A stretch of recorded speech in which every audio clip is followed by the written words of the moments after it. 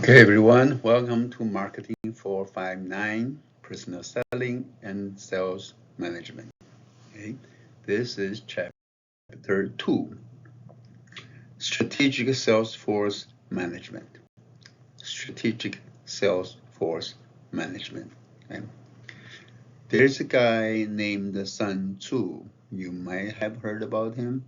He's a Chinese philosopher, he's also a Chinese military strategist. Okay? He had the saying that the strategy without tactics is the slowest route to victory. Tactics without strategy is the noise before defeat. Okay? Strategy without tactics is the slowest route to victory. You can still achieve victory, but it's going to be a slow one if you don't have tactics but only strategy.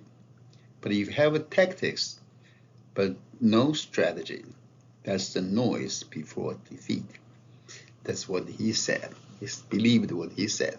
I actually tried to find the original, but I couldn't find it. So let's keep it as is for now. Okay. As to him, Sun Tzu is the ancient military strategy and tactics. There's a military documentary on that. So you can find this in YouTube link, and I encourage you to watch it. It's from History Channel. If you don't see it, you may want to search the name, search strategy, military. You might find something similar. Okay? That's just additional reading or watching for your knowledge or enjoyment. Okay? Let's talk about the company's complete marketing system. Okay? A complete marketing system of company. Okay? Within the company, you have your marketing mix. I'm sure you heard about this, the 4 Ps, right? 4P, what are the 4 Ps? Okay? Product, price, place, and promotion. So in your 4 Ps or your marketing mix, you have a product planning process, you have a price structure, you have a distribution system, that's the place, and also your promotional activities. Okay? And as to your marketing system, your marketing intermediary, there are marketing intermediaries between your suppliers and yourself. Okay? There's a supplier that provides you with your raw materials and components, etc. Okay? There's a marketing intermediary between your suppliers and yourself. Okay? And between you and your market, there are also intermediaries, marketing intermediaries, like wholesale distributors, right? Retailers, right? Channel members, all channel members. Okay? Then their marketing efforts also affect you. Okay? Then also for your company, there is the macro environmental forces that's affecting you, right? There's a physical environment of where you operate. There's the demography of the people of your market, your consumers and customers. There is economic conditions that you are working under, you are operating under, right? Either in growth, expansion, or recession. Right? There are social culture factors that affect you, social culture factors. There are political and legal factors that affect you. Of course, technology affects how you run your business and operate your marketing, and also competition affects you.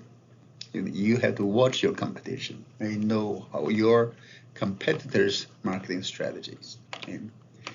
And there are also non-marketing resources in the company, within the company, that affects you. Right? Your product production, your financial guys, your financial accounting, your personnel and human resource, the public image of the companies, your research and development, your R&D, and your location of your companies. All these together forms the marketing system of your company. Okay? So you have to take that into consideration in planning your strategy and tactics. Years back, a couple decades back, businesses started to adopt a marketing concept, the marketing concept. It is a business philosophy, right? The marketing concept. What is this marketing concept or philosophy about? It's achieving organizational goals depends on the firm's ability to identify the needs and wants of a target market, and then to satisfy those needs and wants better than the competition does. Okay, basically this marketing concept or business philosophy is that you want to achieve your goal. Okay, it depends on your ability to find the needs and wants of the target market that you're serving, your target customers, right?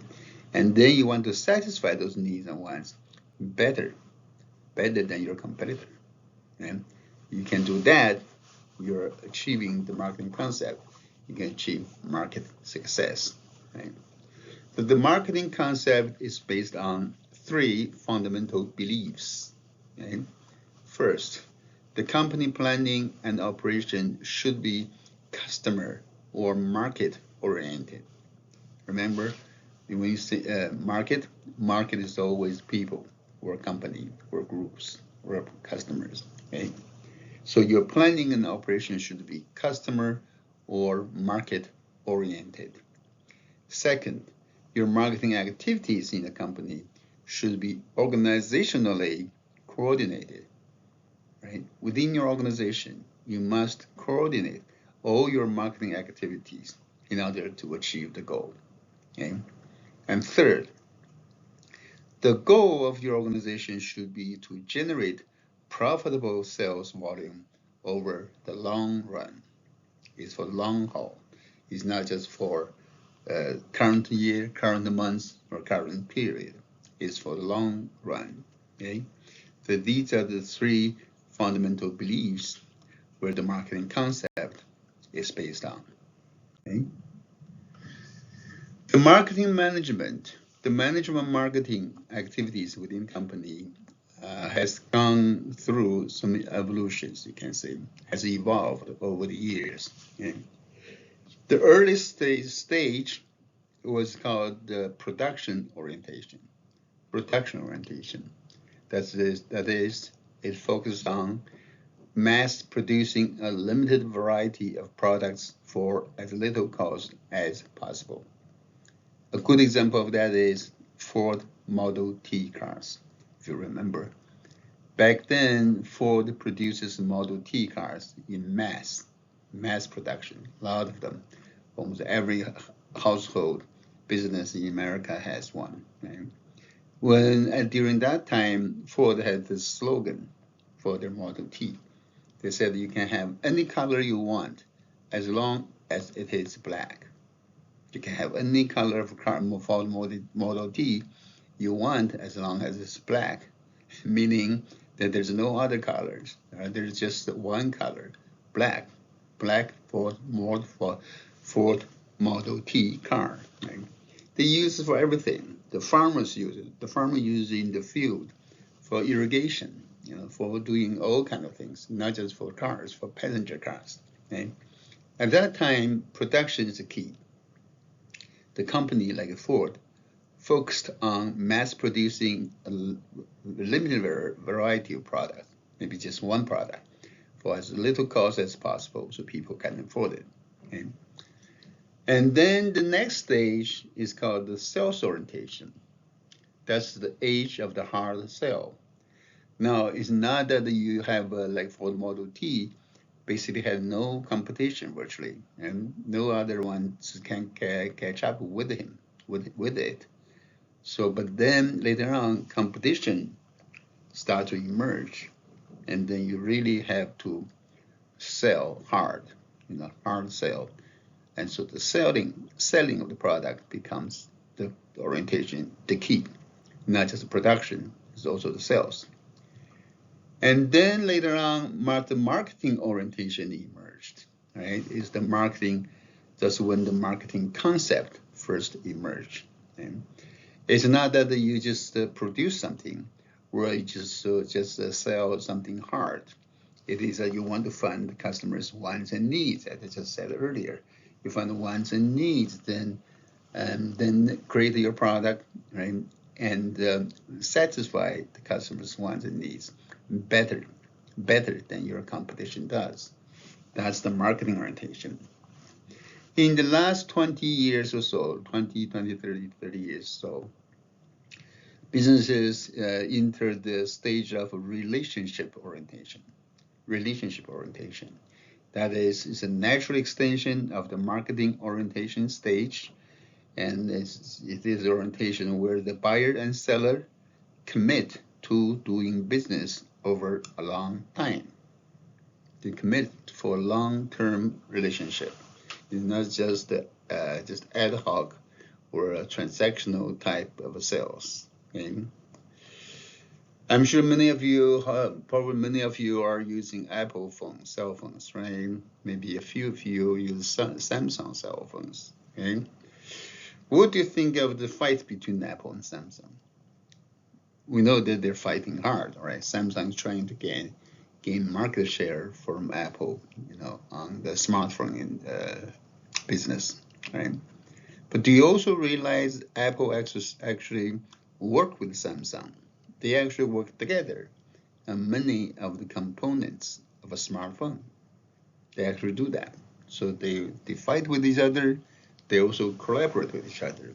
They actually long-term relationship building between the two. Okay. There's the evolution of marketing management over the years, from production orientation to sales orientation to marketing orientation, and then now is a relationship orientation. Okay. If you look at the evolution of selling in the United States, the first American salespeople had different names, a lot of interesting names. Some are called peddlers. The early ones are peddlers, just like peddlers, right? Just selling on the street, or door by door. Right? And they're also called canvassers. That's really door by door, block by block, street by street, city by city. They go every door they can find and start to sell their products. They call it canvassers, right? Peddlers has a pedal there, right? And then there is the book agent. You may and may not have seen the book agent. I remember that was in the early 90s, probably before most of you were born. Okay, and at that time, I was a scientist. I was a chemist and scientist in the company Northridge. Then I saw this advertisement for Encyclopedia Britannica. I really wanted to have one. I really want to have one. I like to read, so I would love to have an encyclopedia in my library, in my home office, right? So I called the agent. Right? And then I called the number on TV, and then an agent came, a book agent, selling just Encyclopedia Britannica, and this is a real good salesperson. He's probably the first great salesperson I've ever met in my life. Okay? This good guy is so good. He moved me. He persuaded me to buy the first set of Encyclopedia Britannica for myself. Right? I almost signed the contract. Almost. The reason is the price was too steep. Yeah. I believe it's $1,000 or $2,000. In $1,000. I couldn't have that much money. I couldn't come up with that money. So it was hard, unfortunately. I even asked him. I said, "Hey, you know what? This year, right? This year was probably 1992, 93, or 94. Between 92 and 94, I guess. Right? I said, hey, what about last year's encyclopedia? Could you sell me last year's encyclopedia for a cheaper price? I love the book. I want the book, but I can't afford the money." And he said no, they wouldn't sell the last year's one. Turned out I realized, they actually have just one set of encyclopedia, and then annually, every year, every maybe a few years, they have a new annual supplement to that, so that he can now sell me an older, so-called older version for less. But this guy, a book agent, really gave me a great impression about marketing. He was a super, salesperson. In the end, I couldn't afford it, so I actually bought a used set of Wagner's. I think it's called Wagner's Encyclopedia Britannica at that time. And then later on, much later on, after years of working in the industry, I then eventually bought my own set of Encyclopedia Britannica. It's still on my bookshelf now. Just a side story. Okay. Then there are also the early American salespeople some are called drummers. Drummers, just like drummers. They will drum it up, call and yell and scream to sell their products. Let everyone know we're coming to town. We're here. We're near you. Come get it. Yeah. These are the early American salespeople. Okay. For relationship marketing, as we said, in the last 20 years or so, companies engage in relationship marketing, right? In relationship marketing, there are four key issues in relationship marketing. Four key issues here. One is, in order to establish and maintain a good relationship, just like a relationship between people, what do you have to have? You need to have open communication, open, honest, truthful communication. Also, you need to empower your employees. You need to empower your employees so they are capable of make right decision. Also, there is the customer and planning process in place. You have to have a customers and the planning process in place. And also you have to work in teams to achieve total quality management. Okay? So that's four key issues in relationship marketing. Talking about teamwork, right? In one day, someday in the future, you may be working with a team in your company, your future company, employer. Okay. If you're the team leader, right? You want to beef up the team spirit. Okay. In your opinion, which one of these, if any, would be the most effective way at teaching a salesperson how to be an effective member of a selling team? Okay. The choices are cooking class, okay? Drum circle, like the picture shown in the picture here, or military exercises, participate in military exercises, or outdoor adventure, or ropes exercise, climbing on the ropes. Okay? Cooking class, drum circle, military exercise, outdoor adventure, and ropes exercise.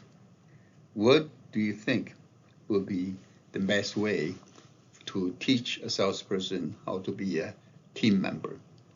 Okay, I'm going to pause here for a few seconds.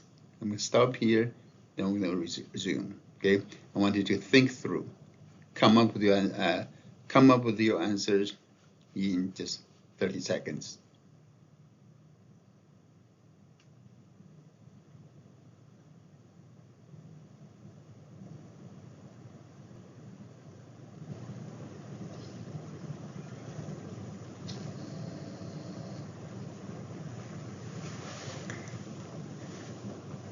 Okay, you're back.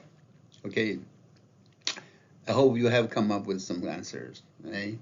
I don't know what you have come up with. This is not a face-to-face class. Let's see, you may have some ideas about each and every one of them, right? But if you ask me, there's no right or wrong answer. I would say the outdoor adventure is the best. outdoor adventure is best.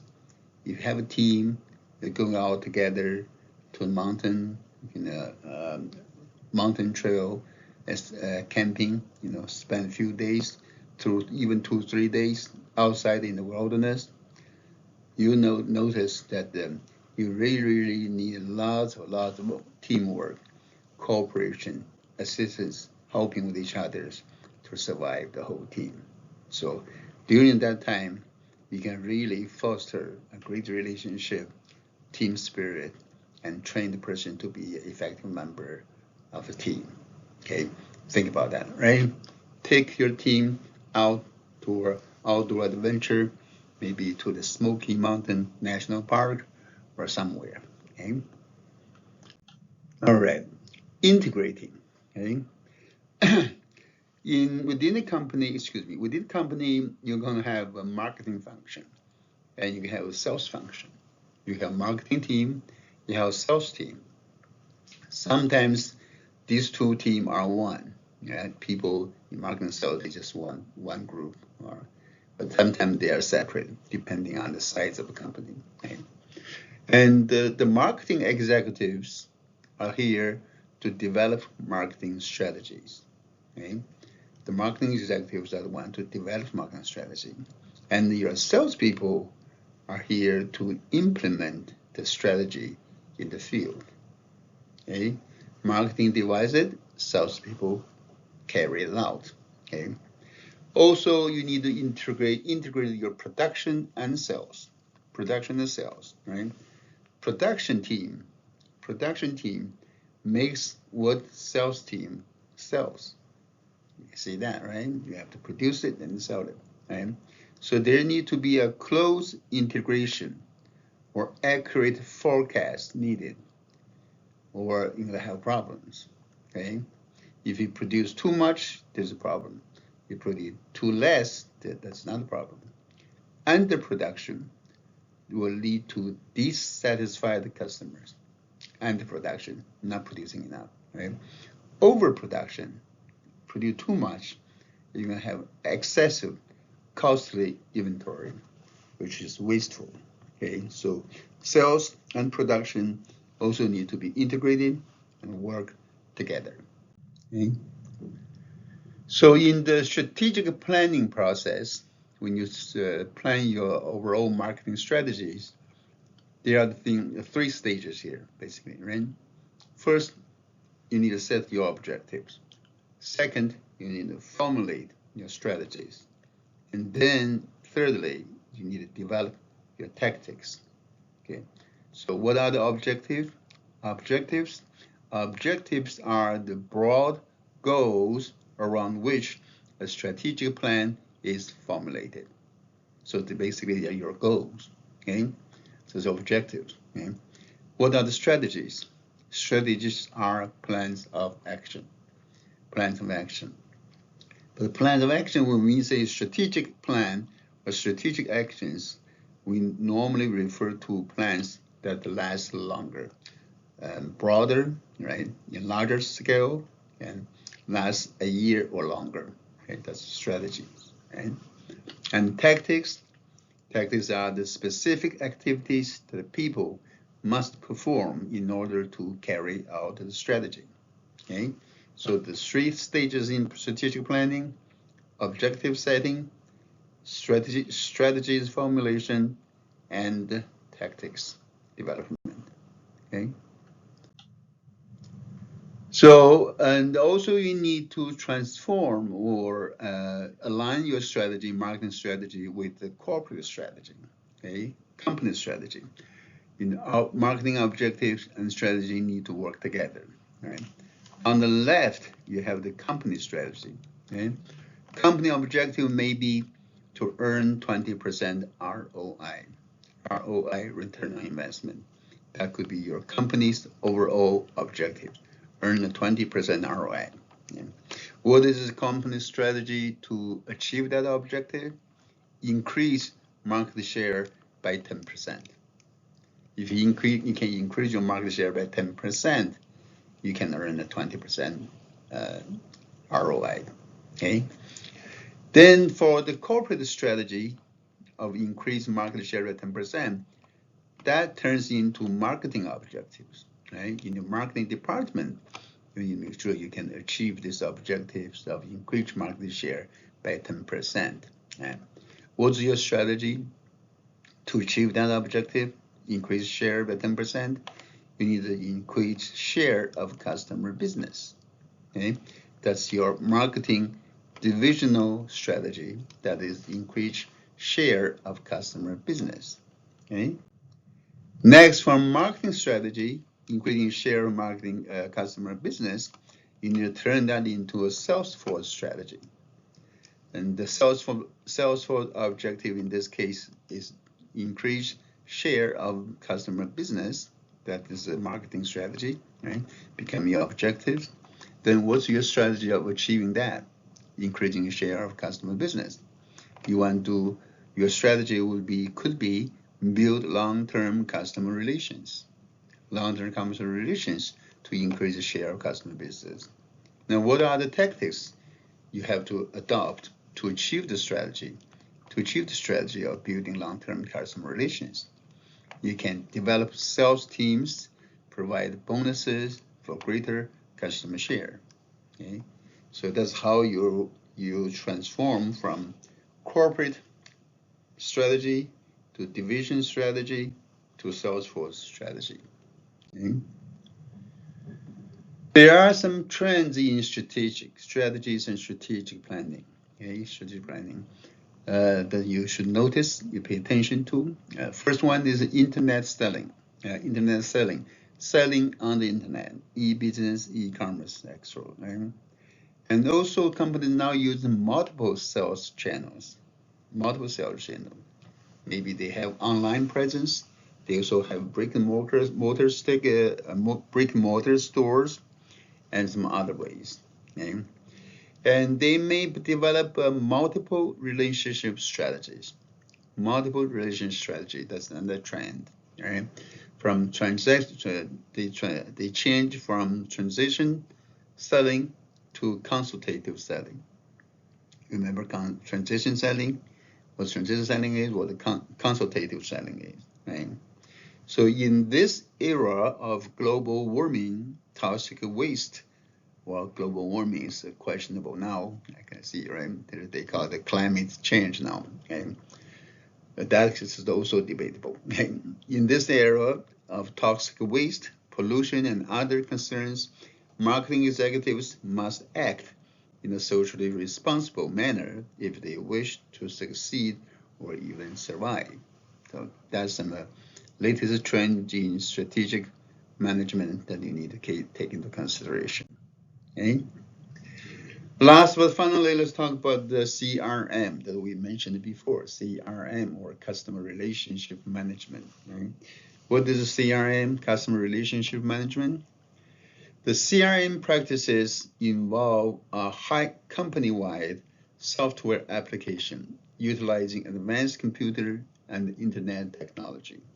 There are several software companies like SAP, and they build a lot of they have create a lot of software packages for CRM. Right, it's a company-wide software application using advanced computer and internet. Okay, basically the CRM software, the package aggregate all information about customers into a single database. It is a database. Okay, it's a database. It provides salespeople and customers access to timely and relevant information. So they can have access to that. Right? And also the CRM software allows effective management of every aspect of the buyer-seller relationship. Right? Allows for effective management of that. Okay. Also, it requires lots of training naturally. Right? CRM is only going to be effective if salespeople embrace it and are willing to use it. Okay, that's probably the big challenge here. Right? As many salespeople kind of are reluctant to accept that and embrace it. Why? What do you think is the reason for that? I'll pause for a second so you can think about this. Well, one reason for that is the salespeople, they have their clients, they have their connections. They may not want to turn that over to a corporate-wide software package. So they want to keep that to themselves. So they may be a little bit resistant to CRM. So they may not be that fully, willing to embrace the software package. Okay? This is for you know. Okay, all right. I think that's all I have for this chapter. I'll talk to you. Okay, I'll talk to you soon. Thanks. Bye.